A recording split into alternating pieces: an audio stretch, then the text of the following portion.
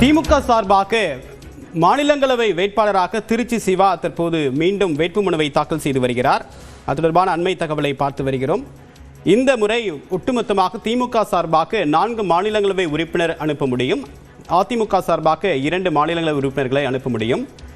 திருச்சி சிவாவை பொறுத்தவரைக்கும் அவருடைய வருகை பதிவேடு, மாநிலங்களவையில் அவருடைய வருகை பதிவேடு 86 விழுக்காடாக இருக்கிறது. தனிநபர் மசோதா 9 மசோதாக்களை அவர் கொண்டு வந்திருக்கிறார்.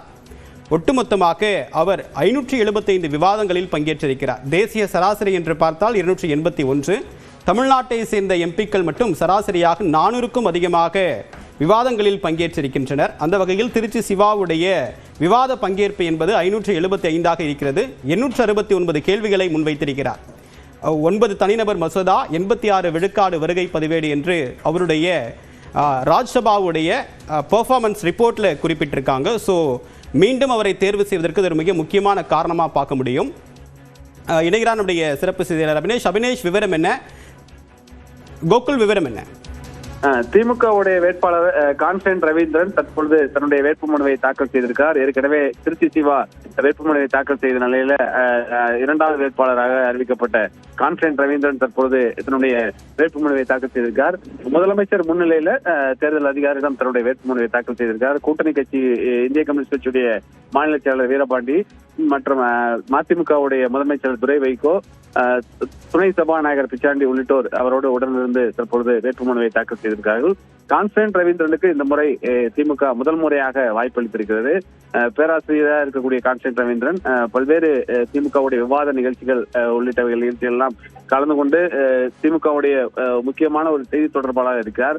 இந்த முறை தேர்தல் அறிக்கை தயாரிக்கக்கூடிய குழுவில் கான்ஸ்டன்ட் ரவீந்திரனுக்கு இடமளிக்கப்பட்டது. இந்த நிலையில் முதல் முறையாக கான்ஸ்டன்ட் ரவீந்திரனுக்கு ஒரு வாய்ப்பு அளிக்கப்பட்டிருக்கிறது. சிறுபான்மை சமூகத்தை சேர்ந்த கான்ஸ்டன்ட் ரவீந்திரனுக்கு இந்த முறை வாய்ப்பளிக்கப்பட்டிருப்பதும் ஒரு குறிப்பிடத்தகுந்த விஷயமாக பார்க்கப்படுகிறது.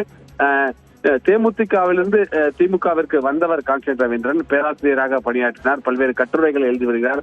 முரசொலியில் பல்வேறு கட்டுரைகளை எழுதக்கூடிய ஒரு முக்கிய பொறுப்பில் ஆசிரியராக இருந்து பணியாற்றி வருகிறார். இந்த நிலையில்தான் நாடாளுமன்றத்திற்கு மாநிலங்களவைக்கு செல்வதற்கு இந்த முறை திமுக பல்வேறு நபர்கள் தங்களுடைய விருப்பத்தை முதலமைச்சரிடம் கடிதம் வாயிலாக தெரிவித்திருந்தாலும் கான்ஸ்டன்ட் ரவீந்திரனுக்கு இந்த முறை திமுக தலைவர் வாய்ப்பு அளித்திருக்கார். முதலமைச்சர் முன்னிலையில தேர்தல் அதிகாரியிடம் தன்னுடைய வேட்புமனுவை தாக்கல் செய்யக்கூடிய காட்சிகளை பார்க்கிறோம். அடுத்ததாக திமுக கூட்டணியில தேமுதிகவுடைய வேட்பாளர் சுதீஷும் காங்கிரஸ் வேட்பாளரும் தங்களுடைய வேட்புமனுவை முதலமைச்சர் முன்னிலையில் தாக்கல் செய்திருக்கிறார்கள். ஏற்கனவே திருச்சி சிவா தன்னுடைய வேட்புமனுவை தாக்கல் செய்தார். அவர் 6வது முறையாக நாடாளுமன்றத்துக்கு திருச்சி சிவா செல்வதற்கு மீண்டும் திமுக வாய்ப்பு அளித்திருக்கிறது. எப்படி மக்களவை திமுக நாடாளுமன்ற உறுப்பினர்கள் செயல்படுகிறார்களோ அதே போல மாநிலங்களவையிலும் திமுகவுடைய நாடாளுமன்ற உறுப்பினர்கள் தொடர்ந்து மத்திய அரசுக்கு எதிராகவும் தமிழக நலனுக்கு கருதியும் பல்வேறு கருத்துக்களை பேசும் வகையில இது போன்ற வாய்ப்புகளை வழங்கி வருவதாக திமுக நிர்வாகிகள் தெரிவிக்கிறாங்க.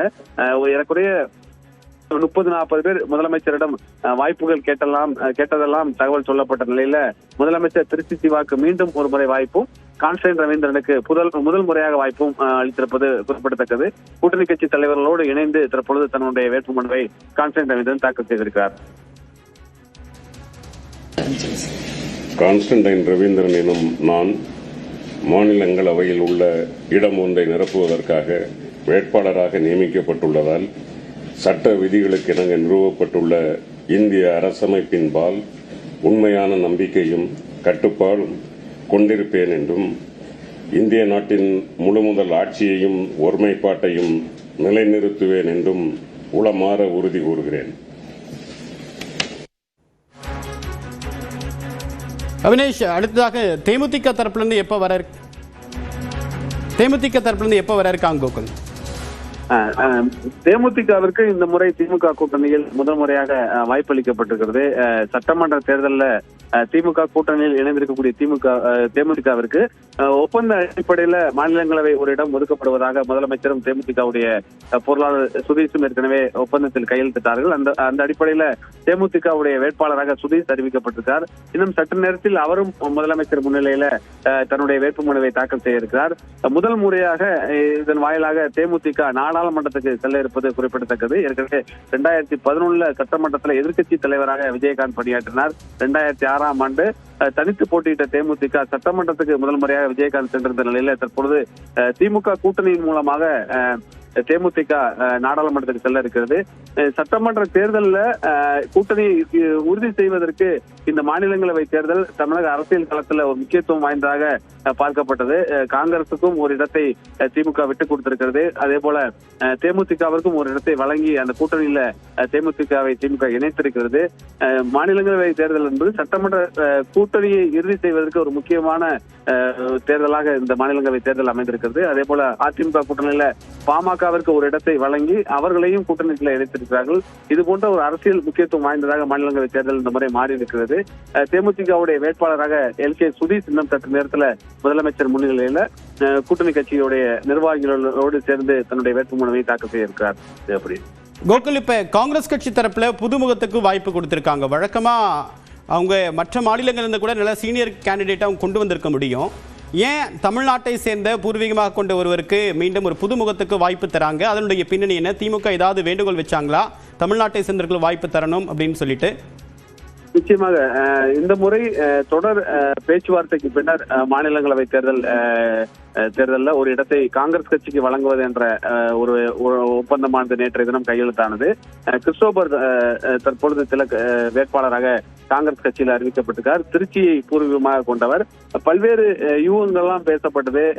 டெல்லியில் இருக்கக்கூடிய காங்கிரஸ் தலைவர்களுக்கு அந்த இடத்தை வழங்க இருப்பதாகலாம் சொல்லப்பட்டது. ஆனால் சட்டமன்ற தேர்தல் நடைபெறக்கூடிய இந்த நேரத்துல தமிழகத்தை பூர்வீகமாக கொண்டவருக்கு தான் வாய்ப்பு வழங்க வேண்டும் என்ற கருத்து தொடர்ந்து முன்வைக்கப்பட்டது. அந்த கருத்துக்கள் குறித்தெல்லாம் திமுக தரப்புலையும் காங்கிரசிடம் கோரிக்கை வைத்ததாக சொல்லப்பட்டது.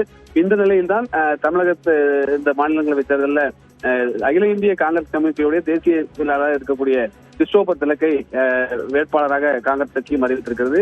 ஏறக்குறைய திமுகவுடைய அந்த கோரிக்கையும் காங்கிரஸ் கட்சி ஏற்றுக்கொள்ளும் வகையில் தான் தமிழகத்தை சேர்ந்த ஒருவருக்கு வாய்ப்பளிக்கப்பட்டிருக்கிறது. அவரும் சிறுபான்மை சமூகத்தை சேர்ந்தவர், திருச்சியை பூர்வீகமாக கொண்டவர். ஏற்கனவே தமிழக அரசியலை விட அவர் தேசிய அரசியலில் கவனம் செலுத்தி வடகிழக்கு மாநிலங்கள்ல காங்கிரஸ் கட்சிக்கு பொறுப்பாளராக இருந்து பணியாற்றி வரக்கூடிய ஒருவருக்கு காங்கிரஸ் கட்சியும் வாய்ப்பளிக்கும் வகையில அவர் வாய்ப்பை வழங்கியிருக்கிறது. அதே போல திமுகவும் சட்டமன்ற தேர்தல் நடைபெறக்கூடிய இந்த நேரத்தில் ஒரு தமிழகத்தை சேர்ந்தவருக்கு தான் திமுக கூட்டணியில் வாய்ப்பு வழங்க வேண்டும் என்ற ஒரு கோரிக்கையை வைத்ததாகவும் தகவல் சொல்லப்பட்ட நிலையில அந்த கோரிக்கையை டெல்லி மேலிடம் ஏற்றுக்கொண்டு தற்போது அவருக்கு இந்த முறை வாய்ப்பு வழங்கப்பட்டிருக்கிறது. தமிழகத்தை சேர்ந்த காங்கிரஸ் தலைவர்களும் பலரும் வாய்ப்புகள் கேட்டிருந்தாங்க. திருநாகரசு ஒரு வார காலம் டெல்லியில் தங்கியிருந்து அவருக்கான வாய்ப்பை கேட்டார். ஆனால் விரிவான தகவலுக்கு நன்றி கோகுல்.